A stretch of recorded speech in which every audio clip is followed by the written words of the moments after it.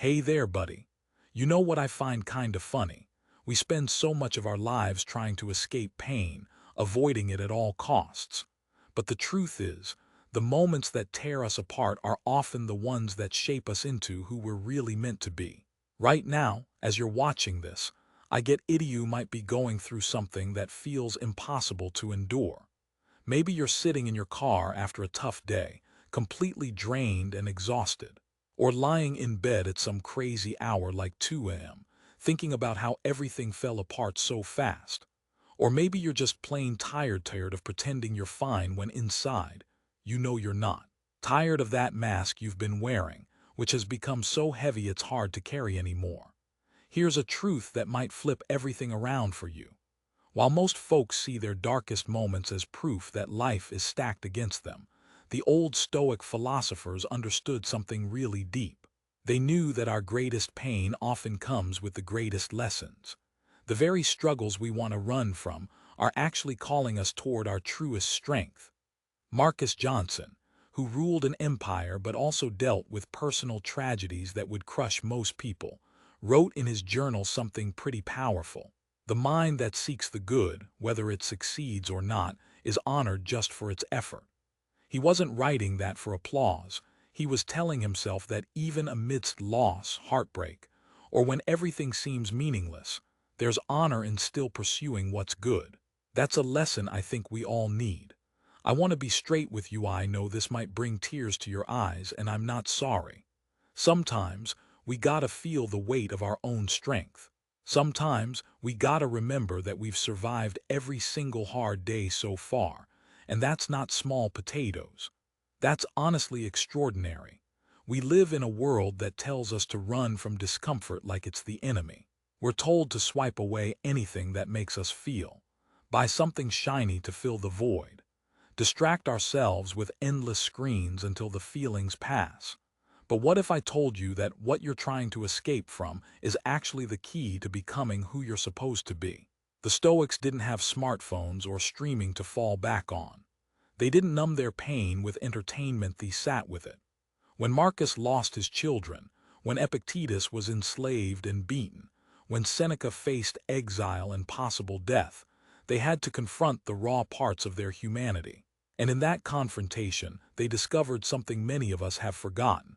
Our pain isn't the enemy. Our struggles aren't signs of weakness. No, they're actually raw materials for transformation. Today, somewhere out there, someone is fighting a battle that nobody else sees.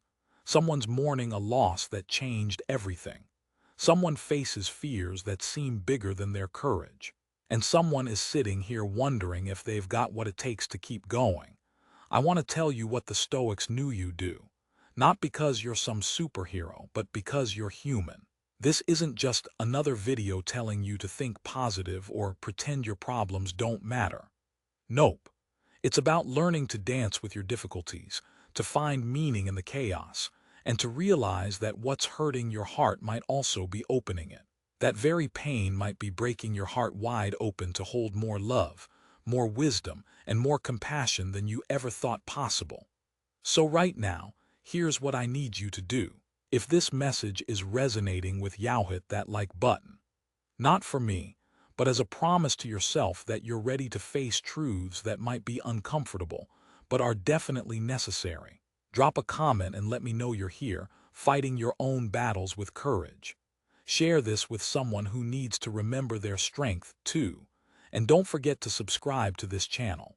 We're building a community that chooses growth over comfort, strength over avoidance. Every word here is carefully picked because someone out there needs to hear it, maybe even you. These next points aren't just ideas, they are invitations. Invitations to see your life through a different lens, to find strength you never knew you had, and to realize that your sensitivity, your struggles, that big, beating human heart, these aren't weaknesses to fix. No way. They're actual superpowers waiting for you to claim them. So, let me ask you to stand tall and comment with this affirmation. My pain is becoming my power. Because inside every terrible day, there's a gift, just hidden at first glance. Now, let me share a story from my own life that changed everything for me. Maybe it'll help you see that even your worst day could turn out to be your greatest gift. It was a Tuesday, that well-known day when life decides to teach us what we weren't ready to learn. I woke up thinking it was just another ordinary day. But by evening, everything I thought I knew about myself, my relationships, even my future rate all crumbled. You ever had that feeling when the ground beneath you seems to disappear, when your whole story suddenly makes no sense anymore? Yeah, I was there. And I bet you might be there right now, too. That's where the Stoics had a special insight. They saw that our worst days aren't punishments. They're revelations. Epictetus, who knew about having horrible days, said, "It's not what happens to you, but how you respond to it that matters." But here's the thing we often miss: they weren't saying this from a cushy place. They were living it. Epictetus himself had been enslaved, had his leg broken by his master, and lost everything society said made life worth living. Yet from that depths of suffering he found something remarkable. When external things are stripped away, what remains is the real you. Your worst day doesn't define you. It reveals you. I remember sitting in my car that night, crying in a way I hadn't since I was a kid, ugly, soul-shaking tears that come from somewhere deep inside. And in that moment, something shifted in me. I stopped asking, "Why is this happening?" and started asking, "What is this here to teach me?" That shift changed everything. Suddenly, instead of being a victim of circumstances, I became a student of my own life. The pain didn't vanish. It transformed into something useful. That fear I felt, it turned into fuel for a kind of courage I never knew I had. Your worst day, it's trying to show you something about your resilience that you won't learn any other way. It's revealing depths of strength that comfort can't touch.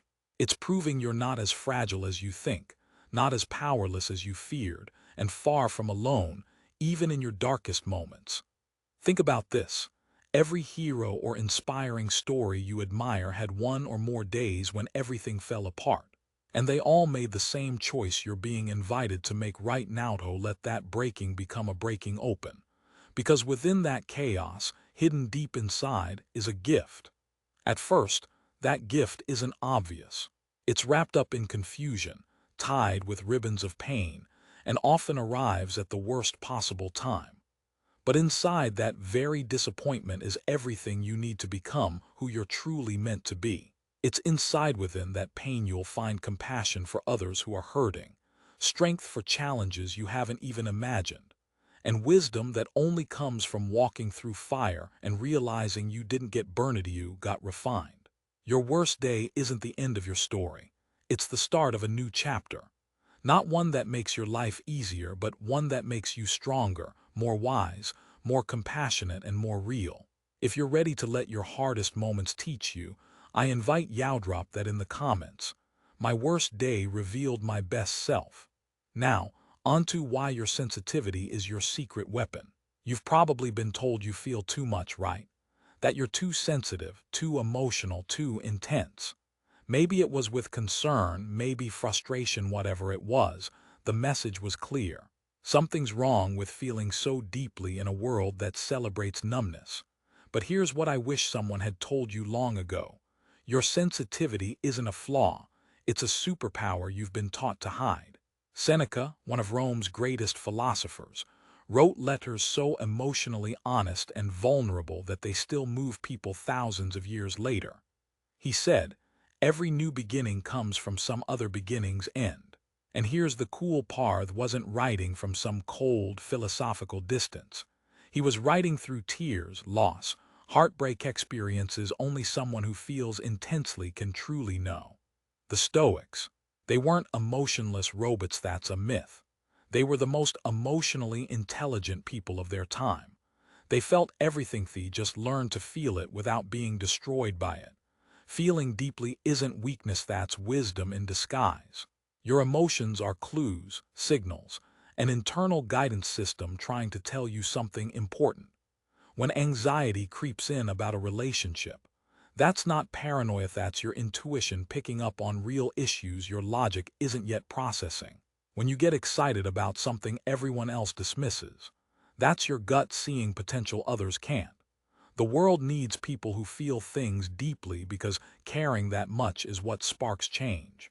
We need people who can sense when someone is hurting behind a smile, who stop to appreciate a sunset so deeply it brings tears, who feel injustice in their bones and are moved to act.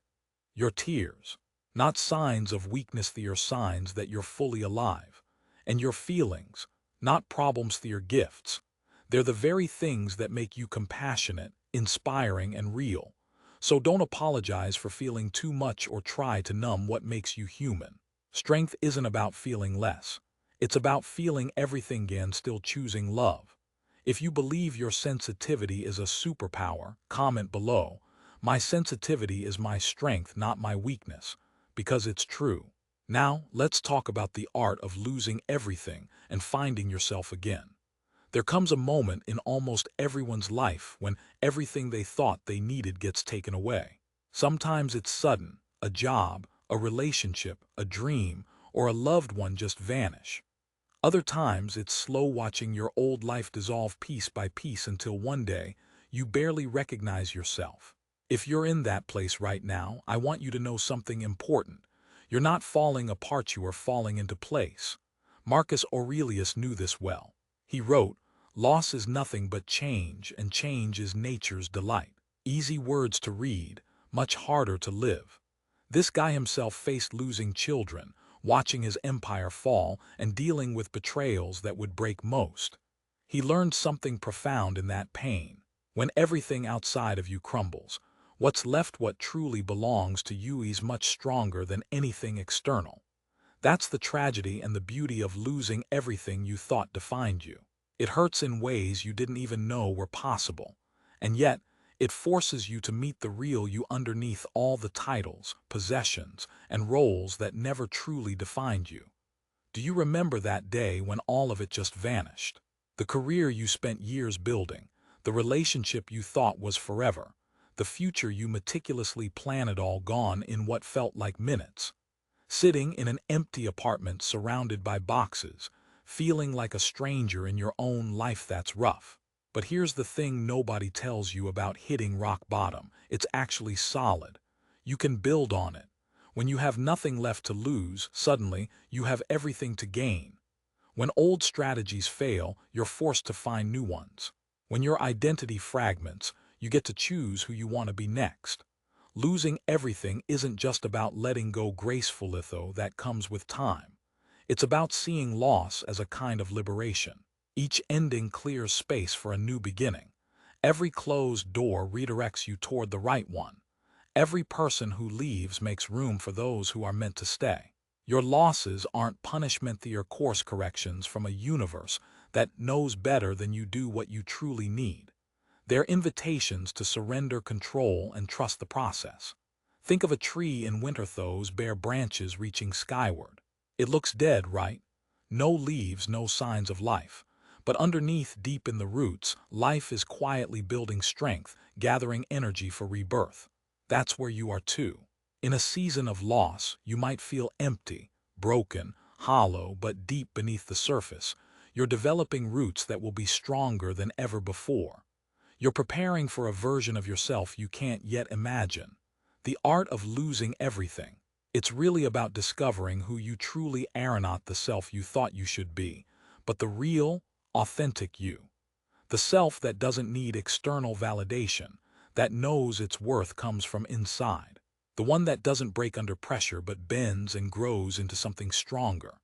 Now, I want to talk about broken dreams. Maybe right now someone out there is mourning a dream that didn't come true, whether it was a business that failed, a relationship that ended, a career that never took off, or a life plan that got derailed by forces beyond your control. It hurts, no doubt. You wonder if you're a failure, if you should have tried harder, if you're destined to fall short. Here's a thought that might seem wild at first. Your broken dreams aren't failures, they're redirections towards something even better than you could have imagined. Epictetus, that wise old Stoic, taught us something revolutionary. Don't demand that life unfold exactly as you want. Instead, wish that it unfolds just as it does. He wasn't talking about being passivino. He was saying that clinging so tightly to specific outcomes can blind us to the better possibilities trying to find their way to us. Imagine someone chasing a dream for 3 years, sacrificing everything: relationships, health, joy, all for a single vision of success. Then suddenly, the dream collapses, and they feel like they've wasted their best years on something that wasn't meant to be. They get mad at the universe, angry at themselves, furious at everyone else who seems to be living their dreams while they're left with nothing. But here's the twist. That broken dream might have been breaking them open for something completely new and far richer. It's clearing the way for a fresh set of dreams they never knew existed. The skills, the resilience, the lessons, they all weren't wasted. They were just preparing for a life that no one else could have mapped out for them, but that perfectly fits who they're becoming. Your shattered dreams, they aren't proof you're not enough. They're proof that the universe is guiding you towards something real, something aligned with your true self, not who you thought you should be. Sometimes, letting go of the dreams that weren't truly yours creates space for new ones that are. Think about a river hitting a boulder. It doesn't stop or give up. It flows around it, carving out a better, more interesting path. That boulder, it's not halting the river, it's helping it find a newer, more beautiful route. Your broken dreams are showing you stuff success never could. They're revealing that your worth isn't tied to achievements. They're uncovering hidden strengths you didn't know you had and developing a wisdom that only heartache can teach. Maybe that relationship ending was protecting you from settling for less than real love. Maybe the job you didn't get was guiding you toward work that truly fuels your soul. Maybe that big dream was just too small for the person you're becoming. Hold on, eyes, it hurts. And yes, you should grieve what's gone. That's part of being human. But don't let grief fool you into thinking you're not meant for something beautiful. Don't believe that every door closing means all doors are shut for good. Your broken dreams are compost, fertile soil for new dreams to take root. Dreams better suited for who you are. No dreams that wouldn't have made sense when you were holding on so tightly to the old. Trust in the process even when you're not sure where it's leading. Trust that your life has an intelligence working for you, even when it doesn't look like it. That what feels like an ending might really be the start of your most incredible chapter yet. If you're ready to believe that broken dreams can lead to better ones, drop a comment. My broken dreams are becoming better dreams. Next up, why your struggle is sacred. I've got something to tell you, something pretty powerful. Your struggles. They're not bugs in the system, they're features. They're not accidents or punishments, they're built-in classroom lessons in disguise. We live in a culture that treats struggle like a disease. Who want to get rid of it fast, fix it, or hide from it. Pop a pill. Buy a quick fix. Think positive. Manifest your way out. But what if I told you that the thing you're trying to push away is actually the most sacred part of your human experience? The Stoics called it amor fatale, of your fate. Marcus Aurelius said, accept the things to which fate binds you, and love the people with whom fate connects you. That doesn't mean resignation, that's acceptance. It's recognizing that our struggles aren't random punishments, but perfectly placed teachers, guiding us toward growth. I remember a friend going through a divorce after 20 years. She kept apologizing for crying, telling herself she should be stronger, that she needed to move on faster. And I realized something: how many of us aren't taught to honor our struggles. Instead, we're told to hide them, deny them, be ashamed of them. Your struggle, it's sacred because it's shaping you into someone you couldn't become any other way. That anxiety, it teaches you empathy. That heavy depression, it deepens your capacity for joy you never knew possible. That heartbreak, it's opening your heart wider than you ever thought it could go. Everyone who's truly made a difference, teachers, healers, artists, leaders, they all face struggles. They all had moments when giving up felt easier. But they discovered that their hardship wasn't their weakness, it was their qualification. You can't help someone through their darkness if you've never been there yourself. You can't guide someone out of grief if you've never lost what mattered most. You can't inspire someone to keep going if you've never felt the desire to give up. Your struggles, they're giving you qualifications that no diploma could. They carry wisdom no book can teach. And here's the secret: they're yours to define. You can let them turn you bitter, or you can choose to grow from them. You can shut your heart or open it wider through compassion. And remember that struggle isn't forever. It's always changing, constantly transforming you. The person entering this pain isn't the same as the person coming out on the other side. That process, it's sacred. So if you're ready to see that your toughest moments are actually your greatest teachers, say it in the comments. My struggle is sacred. Because, in truth, your struggles are part of your story, a story that's still being written. You came into this world with everything you need: the strength, the resilience, the capacity for love. Your struggles don't mean something's wrong with you, they show that you're alive, you care deeply, and you're growing in ways beyond what you can see right now. And as Epictetus said, you are an actor in a play directed by the universe. Sometimes that part involves hardship, heartbreak, starting over, feeling too much, losing what you love. But that's your role, and only you can play it. The world needs what only you have: as sensitivity, the struggles, the stories of falling apart and coming back stronger. You're proof that even on our worst days, we can choose love, hope, and beauty. So if this resonated deep inside, do me a favor. Hit that like button as a promise to yourself that you'll start seeing your difficulties differently. Drop a comment. Share this with someone who needs it. Join us in building a community that sees hardships as gateways to becoming the best version of ourselves. Remember, you're not broken, you are breaking open. And that's the real miracle. If this hits home, write in the comments, I am not broken. I am breaking open.